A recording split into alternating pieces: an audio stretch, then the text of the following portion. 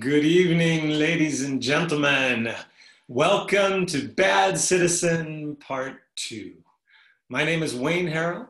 I'm your host for the evening, and it's my pleasure to welcome you to a co-production of Northwest Theater Workshop and Theater Vertigo. You're about to witness 4 brand new world premiere plays written especially for this occasion. And we're ready to show them to you right now. But first, just a couple technical items I want to go over with you. To begin with, can you hear me okay? Can you hear me now? That's the volume, and you have the power to control your own volume, so feel free to adjust that to your satisfaction. Likewise, as you look at the screen in Zoom, we encourage you to zoom out to full screen. So if you look up in the upper right-hand corner, you'll see a small button that will give you that full screen option. Go ahead and click on that. And then when you do, you may have the option of gallery view. Please go with gallery view.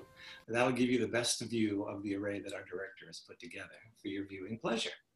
Finally, we'd love you to chat with us, talk to us. Right down at the bottom of your Zoom screen is a little dialog box. Click on that and then select to all panelists and attendees. And that way everybody can see what you have to say. Go ahead and make a little chat, send a note, and then click send and send it to everybody.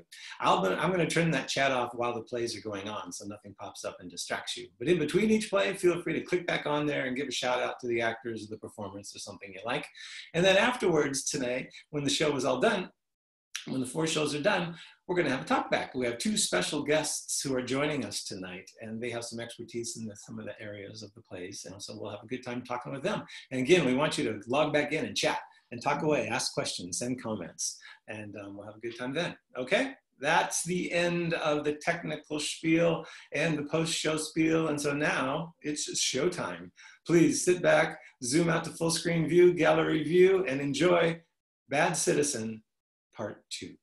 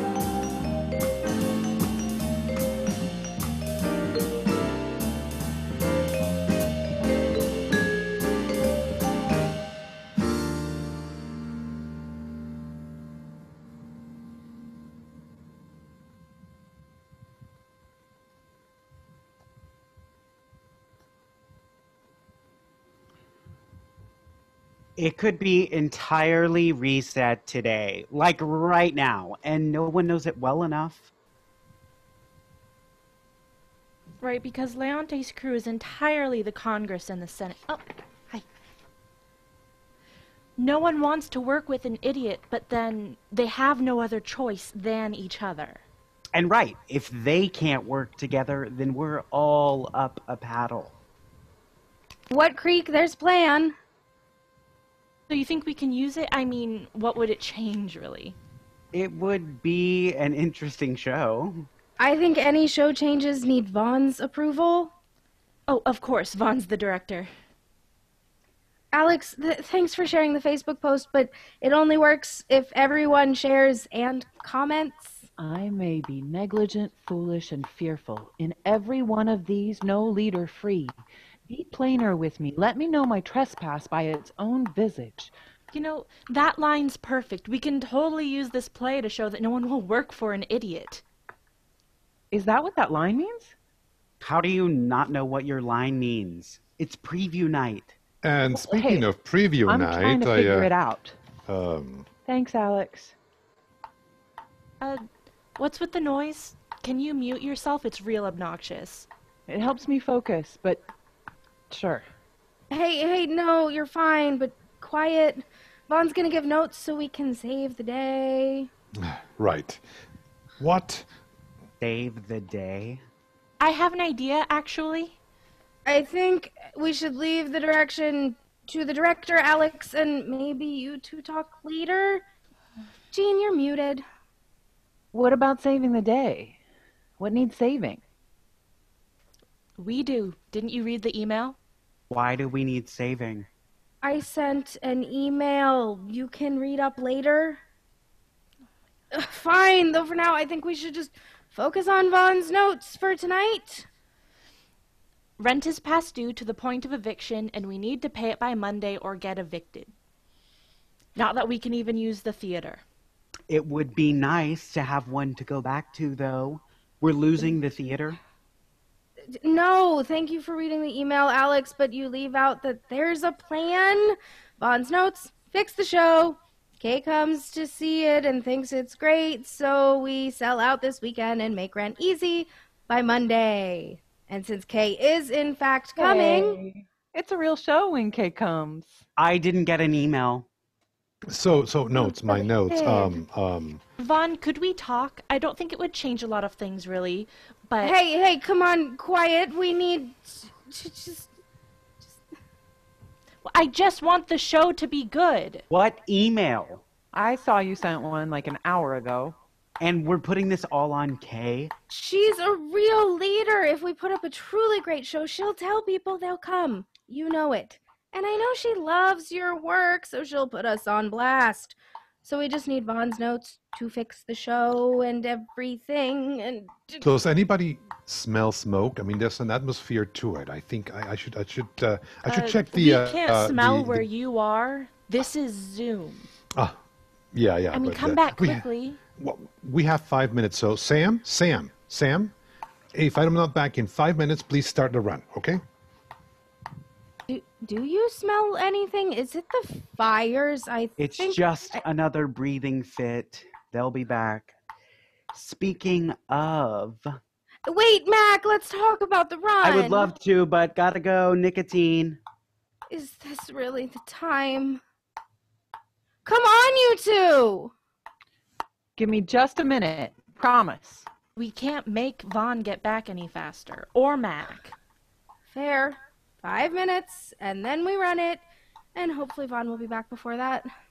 You did just put the entire future of the company on his notes, so... I know, but I think we could get a good run in if we all behaved and showed a little restraint. Well, that sounds entirely doable.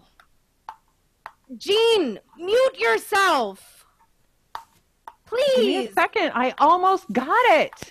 It's like, speak plainly is like to speak truth to power, like me to you saying in a minute.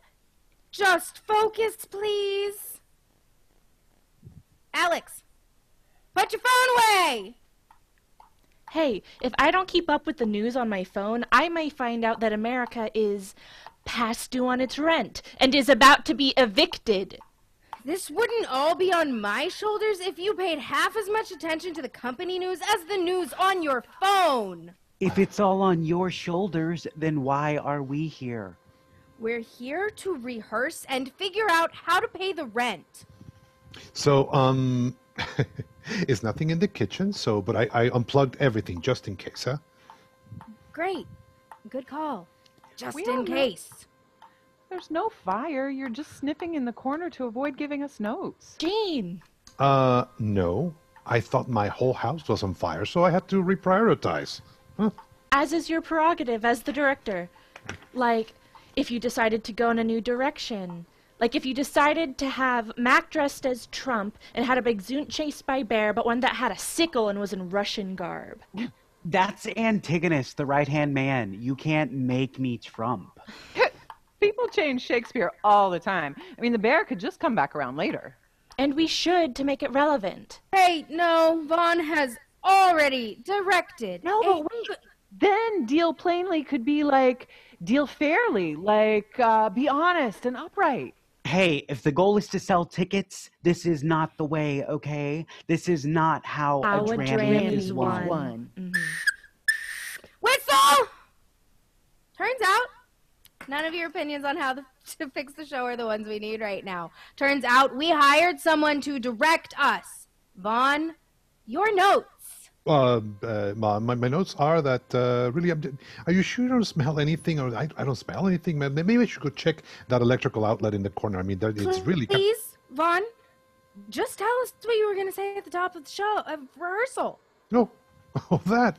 Well, that's easy. I was going to say that have a great preview, everybody. You've all done a lot of work, and I really see how each and every one of you is shaping things up in the show. And I might give you a few notes after the run is done, but I love the way that you're doing your parts and the production. I love it, and I'm really excited to see what you all do with your craft tonight. Are you sure? Yeah, these are all complex humans, huh? And I really, really like what you're all bringing to your characters.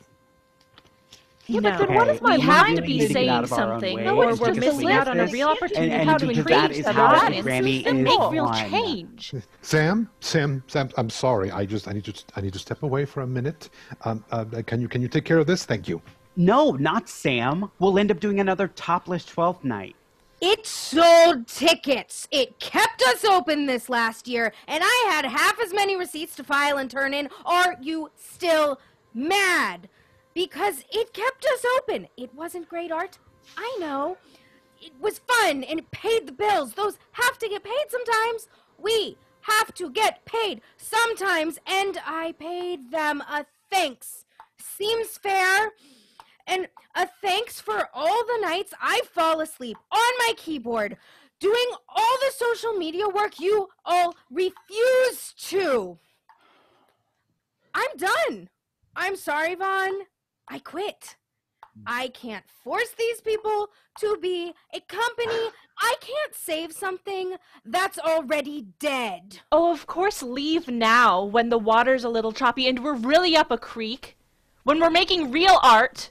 You're getting a shot at making real art because of what 12th Night paid for, which has run out because you refused to follow a plan I put together. I didn't know that there was a plan or a problem because you can't send an email an hour before rehearsal and call that communication. I think that the show is going to be great. Really. Hey, I think I got it. If you're going to leave all the paddling to me, you don't get to complain where we end up. Especially if you won't get in the boat. Stop! I figured it out. It's none of us. Well, none of us is free. It's not just the leader. In the script, we crossed out no one man is free and put in no leader, right? But Vaughn, can I change it to none of us? Like it's not just a leader's job to lead. We're all foolish and we all need to be held accountable. Yeah, Gene, that's great. That's great. I really like the way that it fits with the rest of the story, and it ties the entire character together very nicely. So thank you. Yes. Thank you. I knew I would find it. I knew it was there. I like this production. Sam, I thought topless 12th night was dumb, but it got us through this last year, so thank you. I bail often. I'm sorry. I'm trying to quit. Honest. Want to run lines over break, Gene. I know it helps you, and I could use it too. Yes. Please. Oh, sorry, Sam. I can mute when not needed. And Sam, if you need a break, that is fine. I would like you to reconsider quitting, though, and to stay with this production.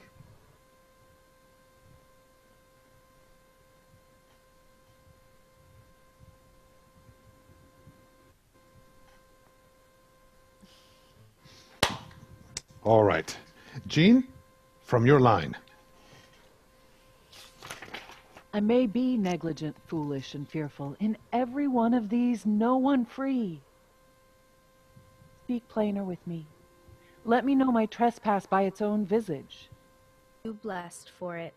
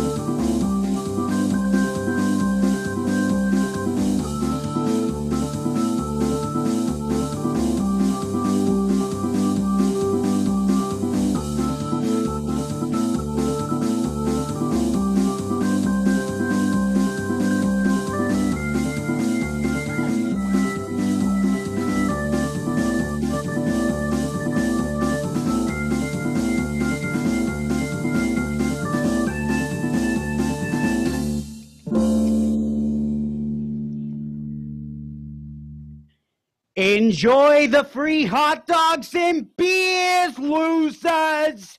No greater reward for your years of service. And don't forget to take in the aroma of the smoke they're blowing up your asses about how grateful they are. Come on, killer. Well, you didn't save the world. You just followed somebody else's stupid orders. Oh, well, shut the fuck up. They were just offering you hot dog, for Christ's sake. Well, shit. Now they can all get to go back to their cozy little homes believing they shit ice cream. Those vets over there are your comrades in arms. Treat them like that. And get your own goddamn home. But I'd be turning down this cozy getaway here my park rangers found me. And besides, a home is sacred, Angel. And a screwed up in the head homeless dude would only ruin it. I think you do a home right, killer. Son of a bitch. Leave it. Someone needs to make her and her food bars go leave away. I mean, no one needs that here. You're a good man. Do I make myself clear? You stay away from her, got it? Do you understand me, soldier? Yes, sir. It's my daughter. Couldn't take living with me. Is that right? Rather be out here handing out food bars. I gotta head back. Don't worry, Angel. We got this. Make friends, not war. If you say so. And lame-ass advice is more like it. I'm staying away. Yes, sir. Anything you say, sir. Fuck. Keep it quiet out there. Hey, no fags the boss of me. And besides, I'm out here trying to smoke and drink. What do you say to that?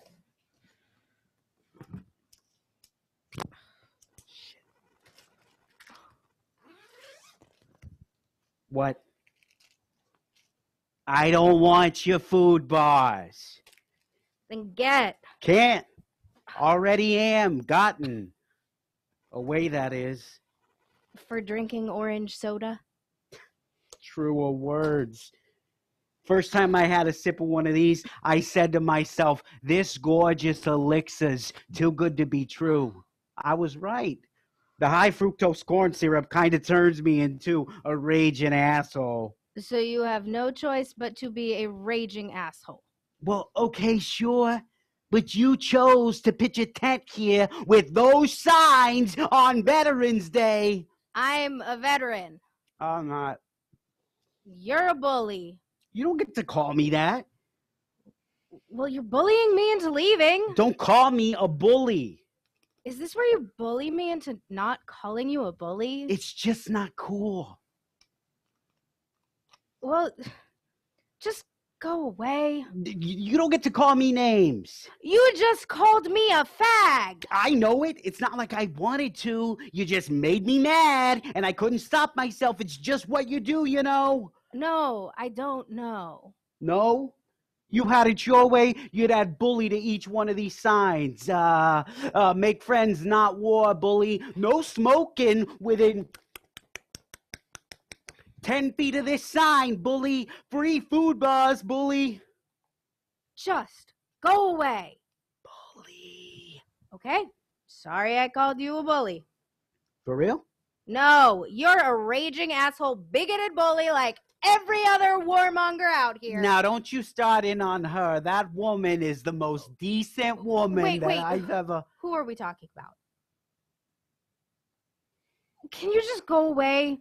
Please, I just want to go to bed. Sure.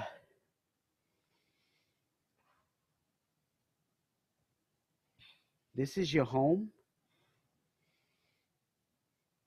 You're feeding people out here from your home? I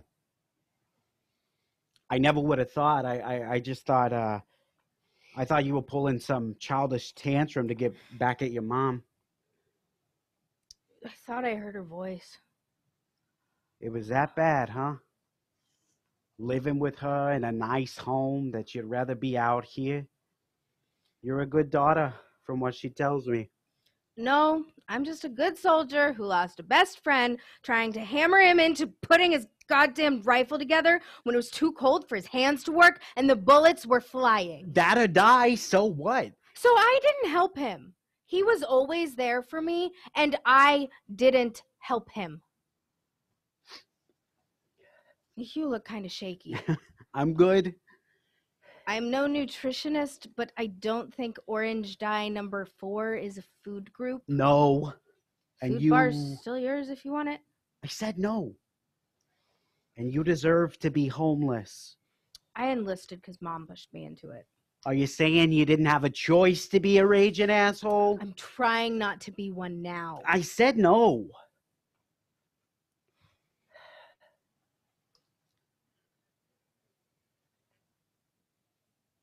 May Allah reward you in goodness. Somebody taught that to me once. They fed me in their home, and I asked how to say thank you, and that's what I learned. You know, Mom was the one who brought me here when I was younger, taught me to hand out food bars to the people living in the park, in case you need someone to blame. You never once took my food bars. You don't even look at me. Maybe the ranger here can get you to take one. People used to be super happy to see her. You gotta go. None of the vets in the park are happy you're here, and they're making threats. What if I say no? It's up to me to keep people from hurting each other? Too late for that. Hey, stop right there. Or what?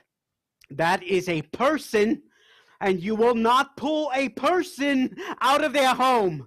It's okay. No, it's not. You can't just pull a person out of their home, okay? They fed me, and they're gonna get slaughtered. Oh, shit. You win, okay? No slaughtering, They're okay? gonna get slaughtered. How many times do they gotta get slaughtered? Killer! Killer, it's me, Angel. Take a seat on the ground, okay? Breathe. They fed me in their home. I took their food. It's okay. You're with me in the park. No one's getting shot today, okay? I can't just drag them out of their homes to be shot. You're okay. You're with me in the park. No one's getting shot today. No one's getting hurt on your watch. They fed me in their home. I took their food. Yes, sir. Anything you say, sir. Fuck. It was too good to be true. I could have done something. It was too good to be true. It was too good to be true. Over. It's over.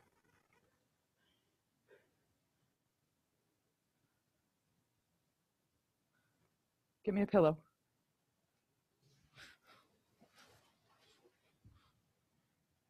It wasn't enough. Learning that stupid phrase saying thank you, it wasn't enough. No. You were there with him. Ate the same food with the same family in the same beautiful house. Saw the same heads get blown off. Except he was the one I let down. Bullshit. It was you there when I got out of the mental hospital. It was you that took care of me, no one else. I choked.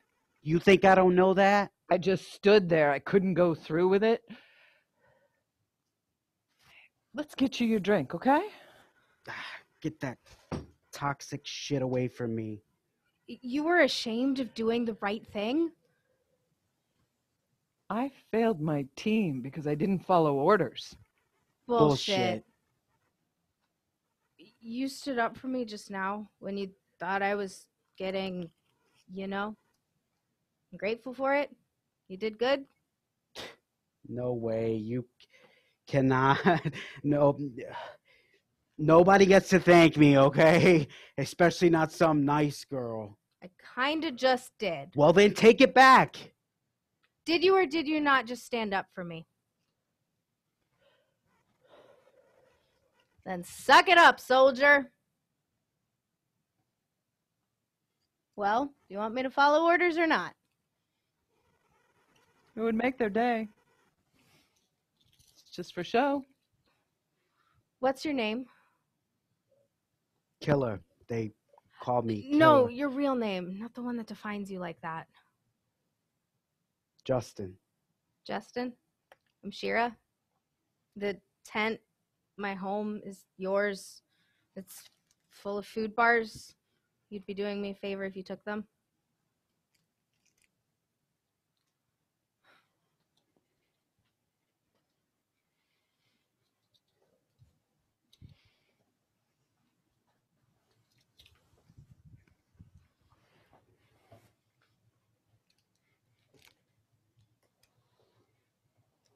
May Allah reward you in goodness.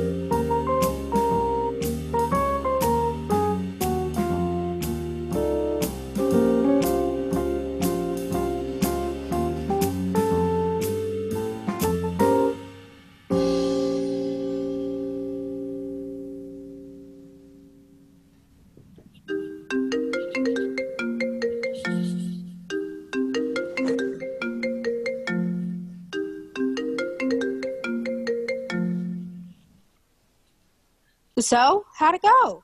I couldn't tell her. I just couldn't tell her. You'll have to tell her. What? Me? And it gets even worse. I just had word that a gang is in town. We're the most brutal of them all. We don't have much time. But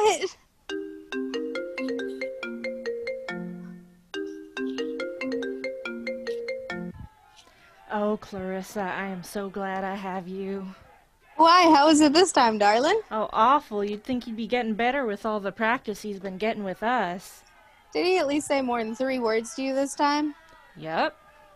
Tonight he talked his crazy fool head off, saying it's too dangerous and he wants to take us out of here. You know, Clarissa, I actually feel sorry for the man. He's so worn out from mining, and then he gives up his precious little nuggets of gold just to be invited in here. And from what I can tell, he's got no family or friends but us. We are his family now? I don't know about that, Claire. You and I are family enough. I did lie to you, though. Every time we've ever gotten together, all he wants to do is talk. I mean, we've never. Been like bread and butter? That's okay. He's still paying you for your time, right? Mm-hmm. Not that it buys anything anymore, but it will once we get out of here. Out of here? I know I promised I'd stay and fight with you, Mag, but look, all we have now are a bunch of good-for-nothing bandits raiding and looting this poor abandoned town, and it just keeps getting worse. Well, I don't care. This is my mama's house, and I gave her my word I'd take care of it. Violet didn't exactly give you the best life, Mag. Mama wanted me to have the stable life she never did, and giving me this house was the only way she knew how to do that. You know, I can't believe you're breaking your word to me when we agreed we would beat these thieving monsters sister to sister. If you really cared about me, you'd help me save this house. I ain't going with no stranger like O'Reilly. But don't you hear that out there? It sounds like a gang. Maybe even the Quincy gang? The Quincy? Don't be ridiculous, woman. Such a powerful mob wouldn't waste their time on a beat-up old town like this. Don't be so sure, Mag. There are things we don't always know. Listen, as soon as your mother, Violet, died, your father, O'Reilly, he asked me to come here with him and look out for you. O'Reilly? No, you nutty woman. My good-for-nothing daddy died years ago. You're lying. I swear it's the truth. Why would I lie to you? Oh, so now you're calling my mother a liar. My father's dead. No, he's not dead. He's not? Well, then I wish he was for doing what he did to me. He abandoned me when I needed him most. Listen, we never wanted it to come out like this, but he was so ashamed of his past, he never had the guts to tell you. And here all this time, you've been acting as if he's just like any other man coming in here for business. What is it the two of you want from me anyway? Huh? It's not like that, Maggie. It's crazy to stay here. But this is the only place I've ever known. We can't live in a lawless town like this. Well, I don't know.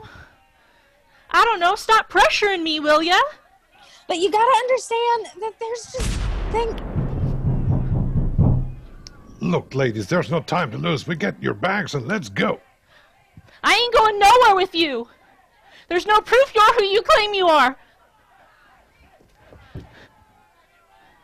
But if you really cared about me, you'd stay here and fight. Well, I see. Well, get out of this house now, the both of you. Get out of my house! But we're surrounded, Mag. This is it. Just look out there. It's like a war out there. I'm not going anywhere without you. And they'll destroy this place, too.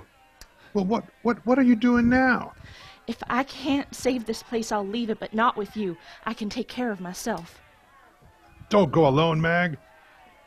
you're gonna get yourself killed if you walk out that door. Hurry in and bolt that door back up. We almost lost you there, little Mag. Then I think you fainted or something. I think I froze up. Thank you. Oh, I do love you. But there was a bounty on my head, and if they knew you were my daughter that might have... And you think I can just forgive you after all these years? No. I still don't trust either of you, but I don't want to die here alone either. I'll go with you, but only because I have no other choice. They're here. We gotta go. Fast. We'll live through the cellar door now. Hurry. So long, Mama.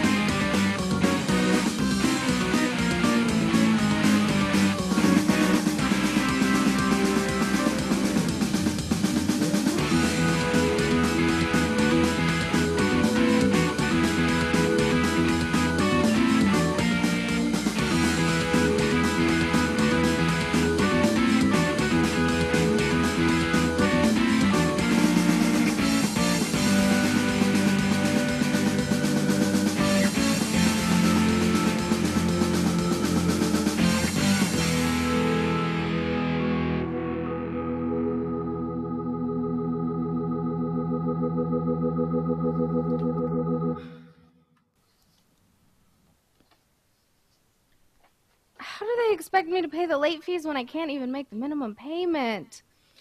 I thought you paid this one, Brienne. I did. I guess the check didn't go through. You have to tell me these things, Bree. We can't lose this place. Our family left the mortuary for us to take care of after they died. It's my responsibility to make sure it thrives. But Rachel, we didn't have any money in the bank. We were going to write a check, open a new account at a different bank, write a check for that check. But you didn't open the new bank account. I thought we'd have the money by then. I can't open another account. I'm on the list. We just need a little help to get on top of things. Where's Joey? He can open an account in his name. We couldn't pay him. He quit? Our one and only embalmer is gone. He's been with the business for years. We didn't have the money to pay him. I mean, look on the bright side. No severance. I'm glad Grandma Sue's not here to see we'd let go of Joe. She would have said, "That's not right, Rachel."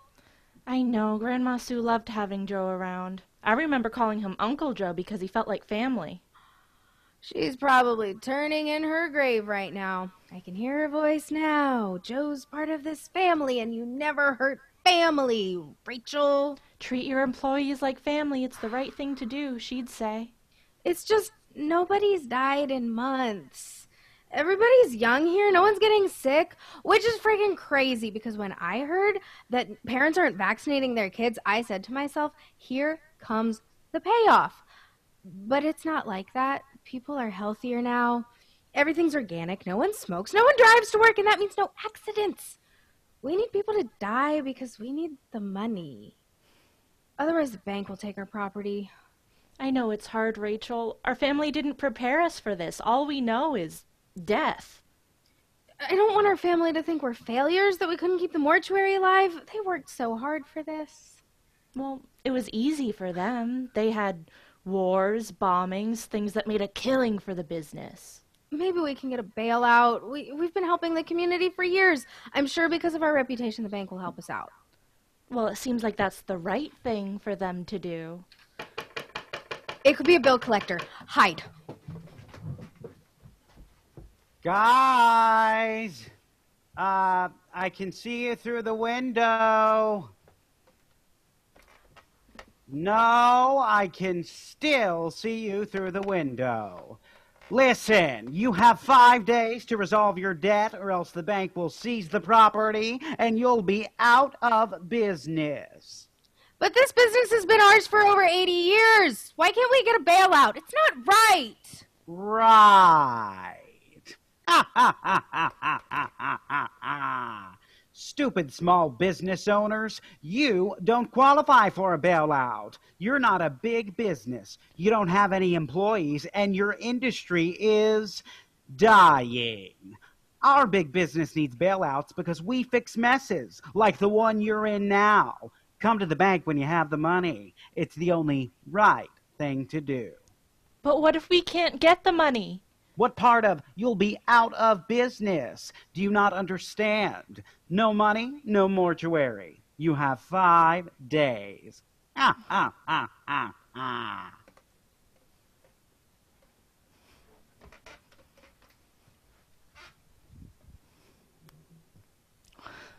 What about the people buried here? They don't care about the people, Bree. It's not right that the banks can take our property like this, leaving us in financial ruin. It's all about the profit with these banks. They're destroying people's lives, and they love it. We've never had a bankruptcy before. But when the big banks screw up, they get a bailout. Only the CEOs are forgiven, and no one goes to jail. I have an idea. We can rob the bank. They'd still come out on top. They'd probably... The banks control the interest rates. They'd probably charge higher fees on loans and lower the rates for people who barely have any savings. No, we need to do something bigger. It's the banks that have to suffer.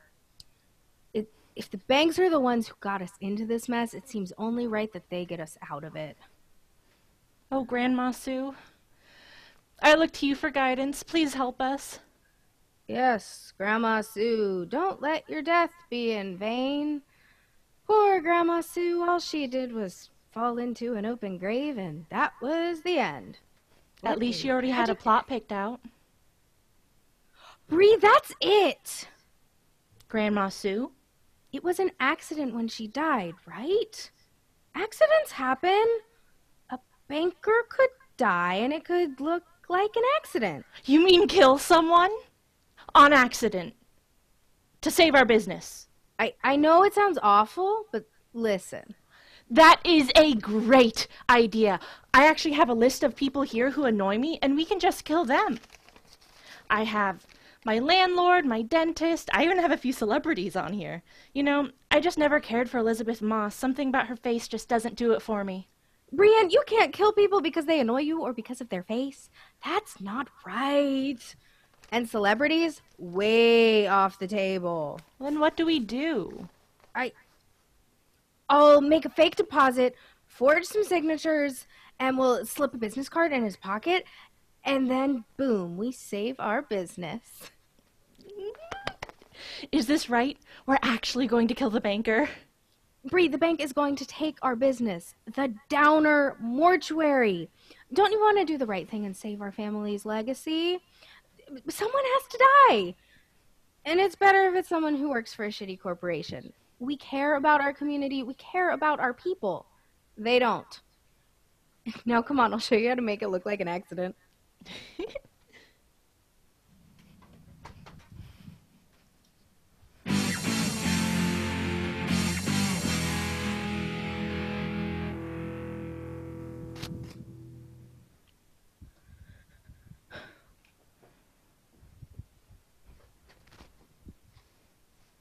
What happened?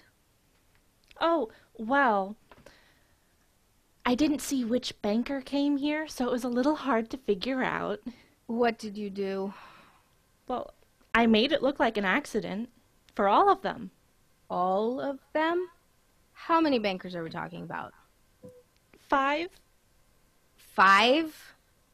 How did you know they were all bankers? Oh, I asked them. Don't worry, they all said yes. One even tried to offer me an auto loan, but the interest was way too high. Oh my God. Are you mad? This is the best thing you could have done. Now we're starting a movement, Bree. Justice for all revolution. It's about time the banks get what they deserve, and rightfully so. Quick, turn on the TV. Let's see if I can get some more information.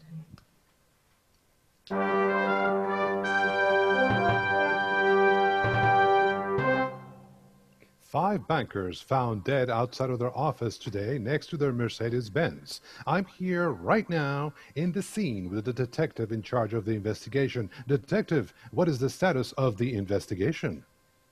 Well, Taylor, all I can tell you is this.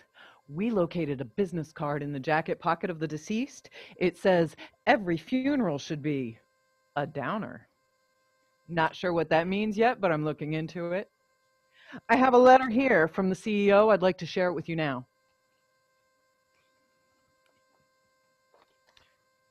This is a monumental tragedy. These were good people.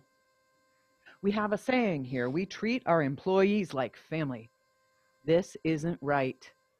Anyone who has any information about the death of these 5 bankers will receive a reward from me personally. A debt forgiveness reward. But detective, what if the person doesn't have any debt with the bank? Taylor, you crack me up. This is America. Everyone owes the bank something. Everyone. You are quite right. Thank you, detective. I'm Taylor Brownstone reporting live. Now back to you.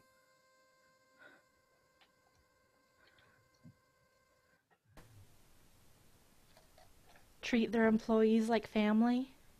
What have we done? Well, I think it's only fair that one of us should go to jail for this. And then the other can collect the money and save the family business. And it will have to be you. Me? Me? You're the one who... Oh! Stop repeating everything I say. I hate this when you do this. Oh my god, this is the longest we said the same thing at the exact same time. Freeze frame high five. You were the one that committed the crime, Brienne? This was your idea, Rachel. I said 1 banker, not 5.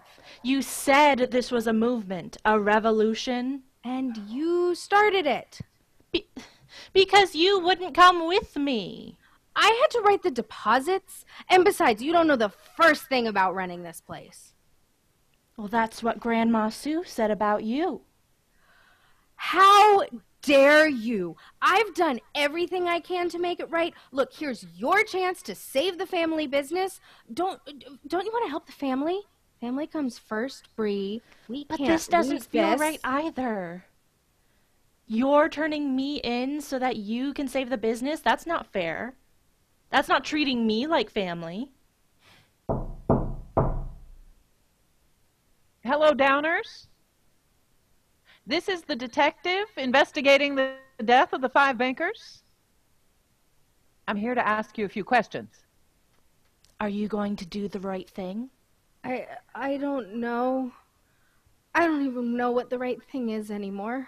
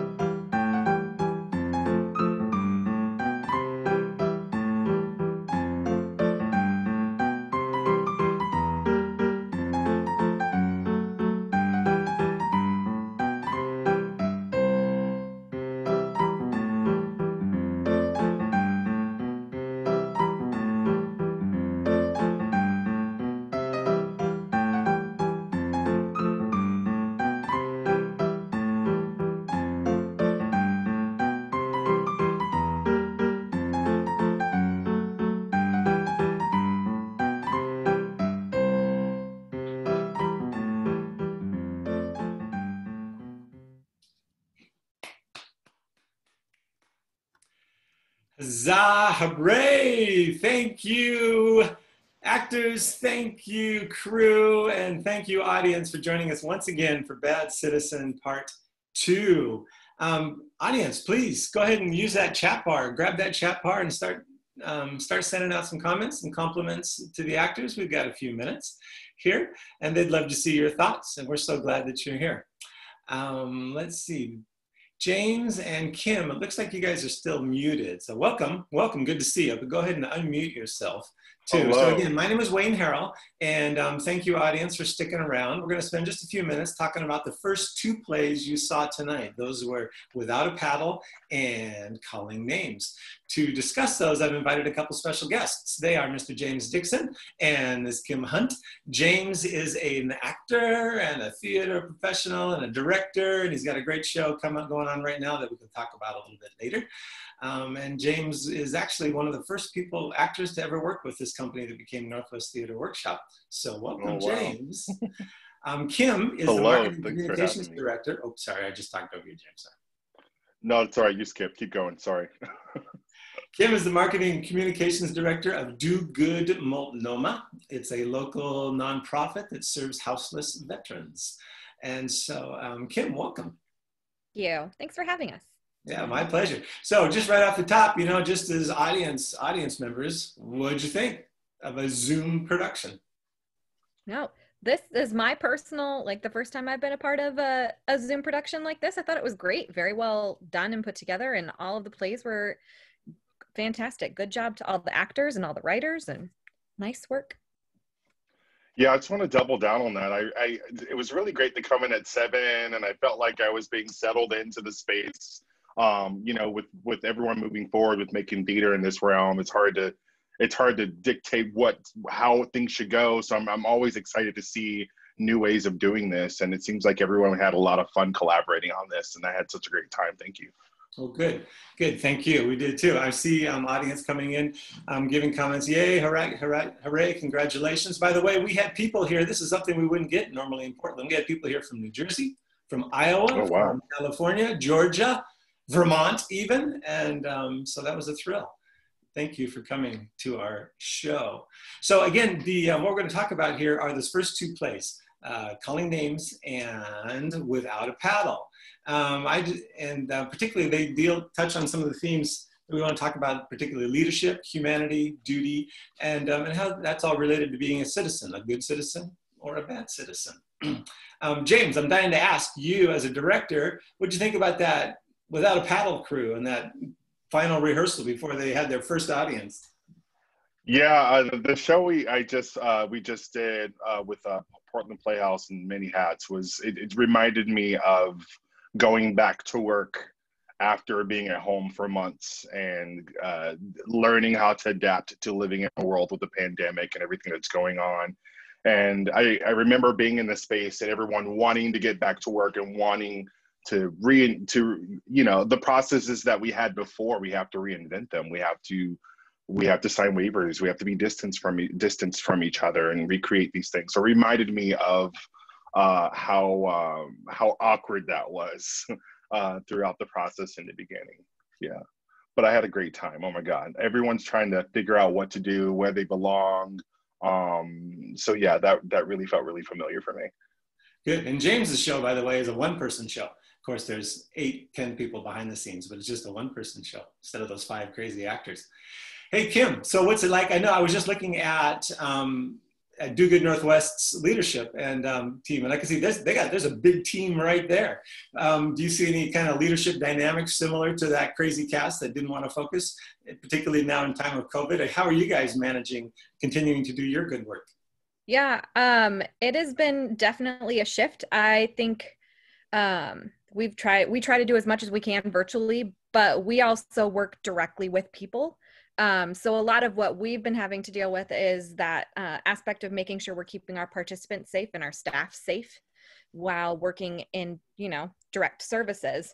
But yeah, there's definitely been quite a lot of back and forth and trying to figure out, okay, especially as we learn more and more and more about COVID, shifting and adjusting and whose job is it to do this and there's always a lot of that leadership component that comes into it. And with COVID, we've also grown a lot and expanded our programs to be able to help more people outside of veterans.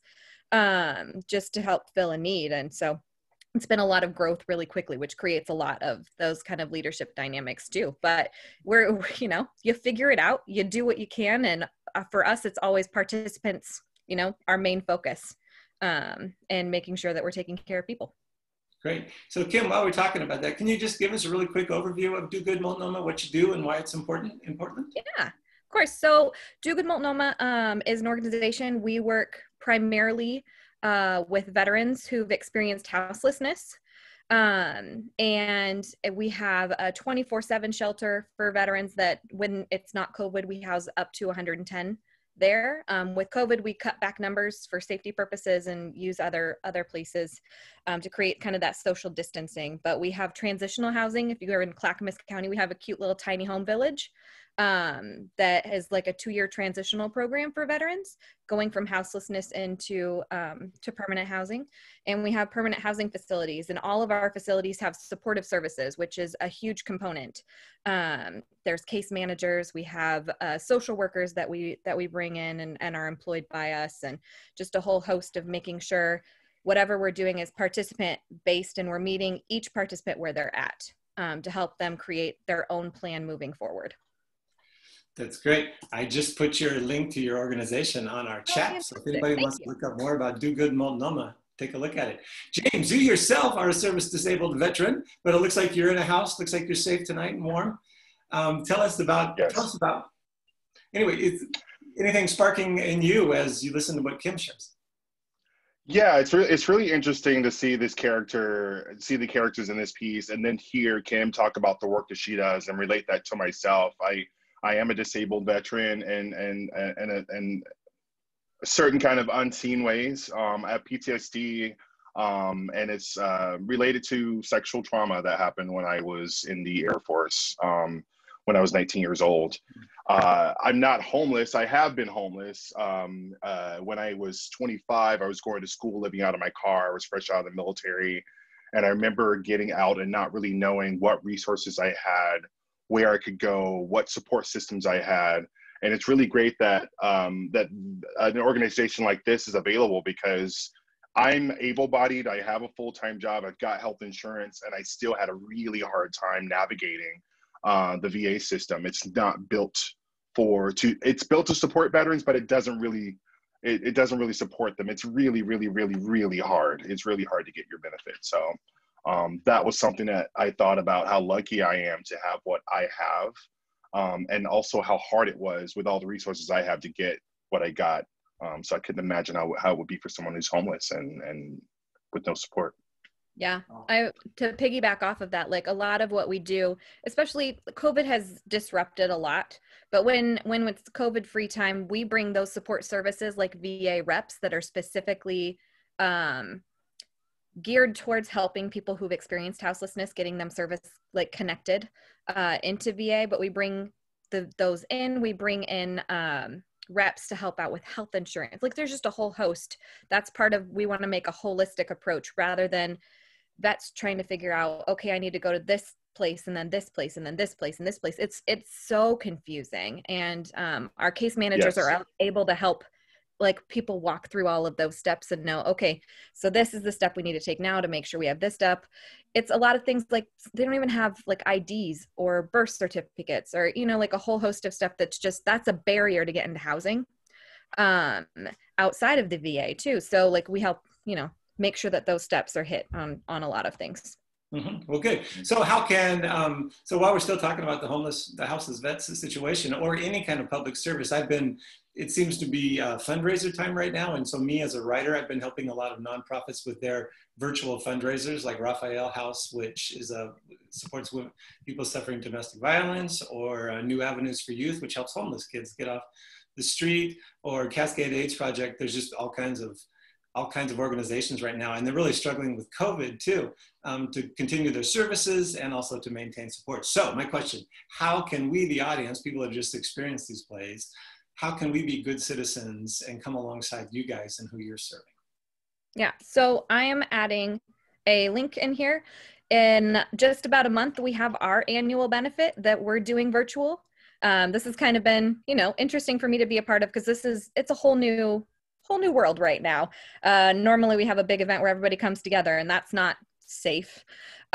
So we're encouraging people to have house parties with their own, their own COVID safe group.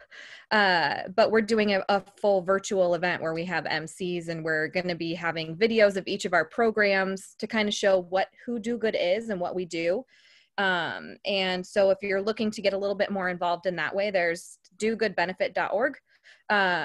That's November 13th. We're having that event. We have a bit of a silent auction online leading up to it. So that's one way if you're interested in learning more about Do Good beyond just like our website, because you can read so much, but being able to kind of see what each program looks like and why the progression matters is a big component. So for people just stepping into this space and wanting to learn more, that's a great opportunity. The tickets are free if you want, or you can donate to join in.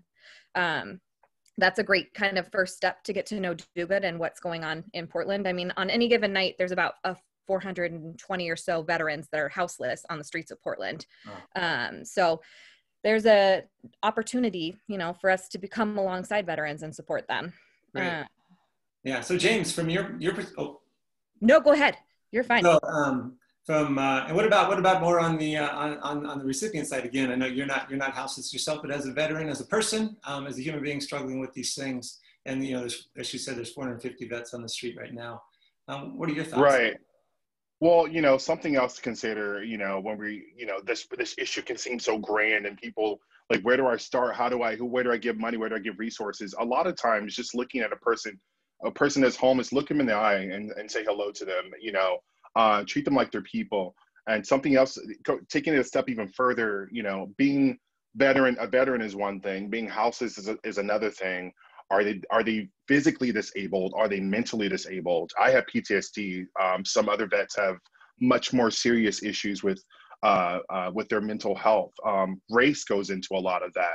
A lot of my sexual trauma goes into my sexual identity. So, as we talk about helping veterans, one of my hugest access needs was not having any reps that were receptive to the fact that I was sexually assaulted by a male who was white and a police officer, and I had evidence for it. And I'm getting those benefits now, but I got out in 2002. Having conversations about sexual identity was not easy. And I can say for myself, and probably some of the vets that Kim works with, a lot of times you don't feel like you deserve it. You don't feel like you deserve help. You don't feel like you're worthy of the benefits. You feel like the pain your body is going through, you feel like you did it for your country. And that's not true. The government's job is to make you whole again. So as much as we can to create more awareness for that, regardless of who's in office, I think it's really important to support our veterans as much as we can. Yes, it is. Yes, it is. Thank you. Thank you for sharing that. This is, here we're for a nice little post-theater chat, and we're going deep really fast, and that's thanks to you. So thank you both.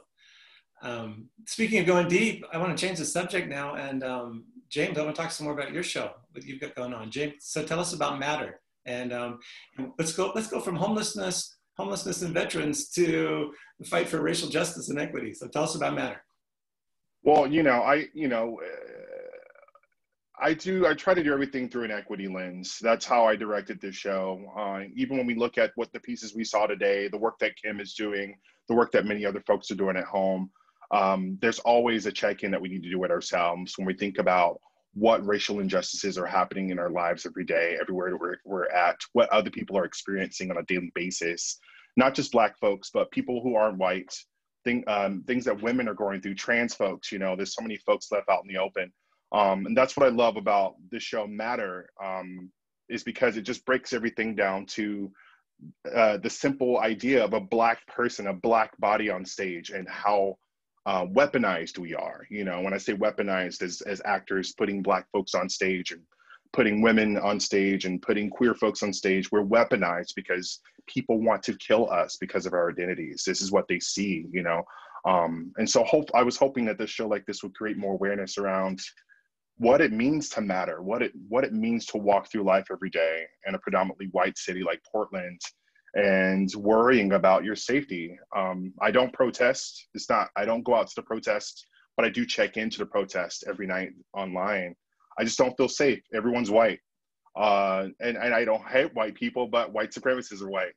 And when you're out in the streets and there's a sea of white people and someone shouts the N-word at you, who is it? You know, it's a lot of folks are living in fear, and I don't think people really realize how intimate and how personal that pain and that fear is. So working on this piece was very difficult because we couldn't leave ourselves out of the work in any kind of way. We had to talk about what we're bringing in and be gentle with ourselves throughout the process. Yeah, and I think that's a great part of original theater and theater that is coming from your heart. Charles Grant is the man who wrote this play, and he's also featured. Mm-hmm. He's the star of it too. It's a collaboration with Many Hats Production, directed by Jessica Wallenfels, who was the movement director for this, and presented in partnership with Portland Playhouse. Back in the links, I put a link to that. So it was a live play, but it was filmed, and now it's available for reviewing. Correct?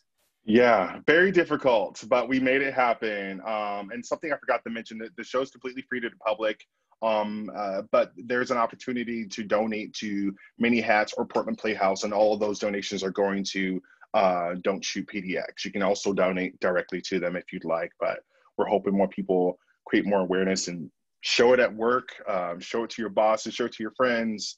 And there's also a discussion between myself, Charles, the videographer, Tamara Lynn, and one of the board members from Hands Up, from Don't Shoot PDX. So check it out. Thanks so much for supporting it.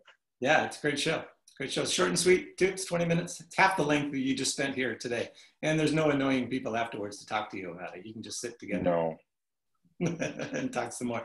So let's go back one more time. Let's just touch base with the plays that we just saw. So again, with Up a Creek Without a Paddle, we've got this fun group trying to put on a play and trying to figure out what it means. I'm curious for either of you, because you guys are both clearly invested in mission-oriented work. I mean, you're not taking a paycheck. You believe in something, and you found a way to support yourself while you do that, which is frankly what theater people do all the time. Nobody makes a living here in Portland, except for very, very few. Well, actually nobody, because nobody's on stage right now. But so how do you encourage yourself? How do you sustain yourself in doing good work, being a good citizen through the unique skills and passions that you have? And how do you get other people alongside you to do that? You go first. Yeah, man, I was letting you take that one first. In my view, I'm right next to Wayne, so I've been like going first. I was like, oh no, James can take this one. I think that it's a lot of finding people who are as passionate as you are, and finding common ground in that. I take a lot of strength from my coworkers, and being able to lean into that and us supporting each other. But I also have I'm really lucky in that I have a family that's really great and supportive as well, and comes alongside me. And that's very sustaining for me. Just personally, I know right now with COVID, we're all dealing with a lot of just mental and emotional trauma that has physical repercussions. And for me, one of the things I really push for my team, I was like, please make sure you're taking those breaks. It's super important for us to be sustainable, because compassion fatigue is real.